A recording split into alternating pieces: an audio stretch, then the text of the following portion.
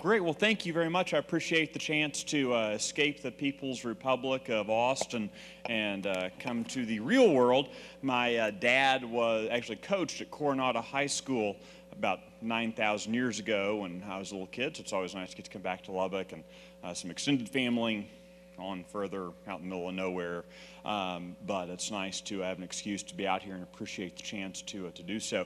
Our organization, Texans for Fiscal Responsibility, you can learn more about us at empowertexans.com. That's empowertexans.com. We've got, of course, an email list and that kind of stuff. If you'd like to sign up for that or sign up to get some more information from, we can drop in the mail. I've got clipboards up here, and afterwards you can grab me, and I would love to get you on one of those lists.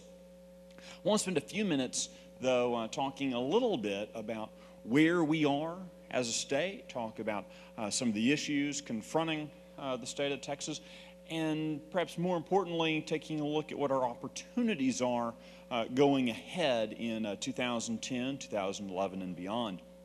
You know, I want to spend a good chunk of time kind of getting down into the weeds about the problems that confront Texas, about the challenges we have, about the things that we need to be working on, things we need to be demanding that our state legislators and our local officials address in these coming years to remain competitive. But before I dig down into the problems, it's always important to first take a step back and recognize where we are as a state, which is we're in pretty darn good shape, quite frankly, when you compare Texas to the rest of the nation. When you look at the rest of the nation, you've got California, which, well, it's California, I'm saying anything else. When you look at California, they've got a $30 billion budget shortfall for 1 year. $30 billion 1 year budget shortfall. Now, the entire state of Texas state government budget for 2 years is $190 billion. And they've got a $30 billion shortfall for 1 year. I don't know how in the world you even begin to address it. And apparently they don't either, because they're still writing IOUs out there. You've got Michigan, which, I don't know if you read in the Wall Street Journal recently, they are shutting down prisons, letting what they consider only moderately violent people out onto the streets. Now, moderately violent, I don't know what the difference is. Apparently somebody does up there, but they're letting them out because they don't have the money to keep their prisons open. You can look at Rhode Island, little tiny state about the same size as, Lubbock. They had to shut down their entire state government for 12 days. Now, in some ways that has some, sex appeal to it, shut down government, woo, Except that they didn't do it purposefully. They shut down state government because they simply didn't have the cash. And you can go state by state by state where they're having these massive problems. For instance, look at Illinois, if you must, where they're hemorrhaging 1,000 jobs a day. 1,000 jobs a day are disappearing out of Illinois. I don't know how you deal with that. I don't know how you wake up in the morning, walk out to get your newspaper, and know that 1,000 of your neighbors are now without jobs. You can go to Detroit in Michigan and find that fully half of the people there are unemployed. Half of the people in Detroit are unemployed. That's mind-numbing.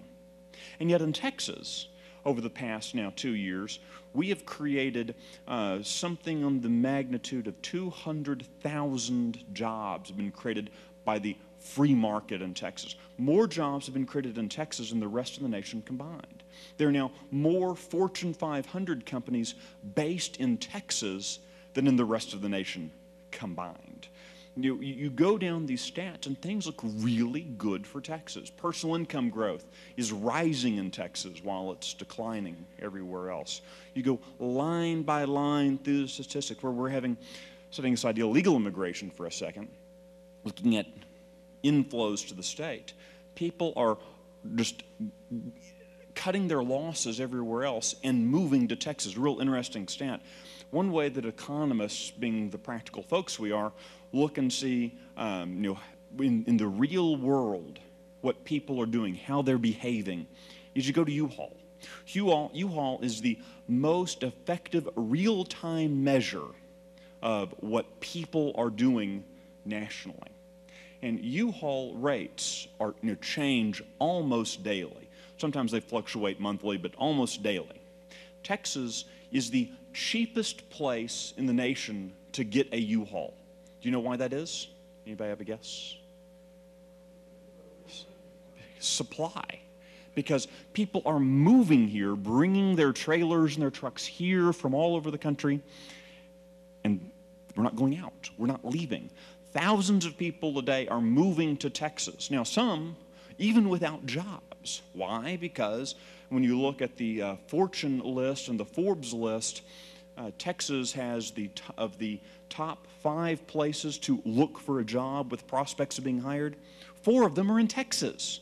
So, that's why you see, if you leave here this evening, try this. I do this occasionally, and this is probably when I get arrested for stalking. But when I'm, when I visit some place, I'll do this evening, drive around these old neighborhoods back over that way, and particularly go through the apartment complexes and look at how many license plates there are from out of state. It is remarkable how many people are flocking to Texas because, while the rest of the country has gone to heck, Texas hasn't. We're in Texas. So I want you to keep in context now all that as now I start talking about some of our problems as a state.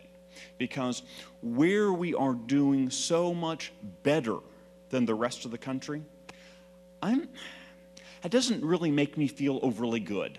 It doesn't make me feel overly good to simply say, you know what, I'm better than California. Because frankly, it doesn't take much. It doesn't mean a lot to say, well, in Texas, we're better than Nebraska or, some square state. Oh, okay. Woohoo, all 9 people who live in Idaho are really upset or something, I guess, So, as you look state by state, it's one thing to say, well, comparatively, we're better off in those places. Well, comparatively doesn't really buy you lunch. Comparatively doesn't ensure that my kids have strong employment prospects.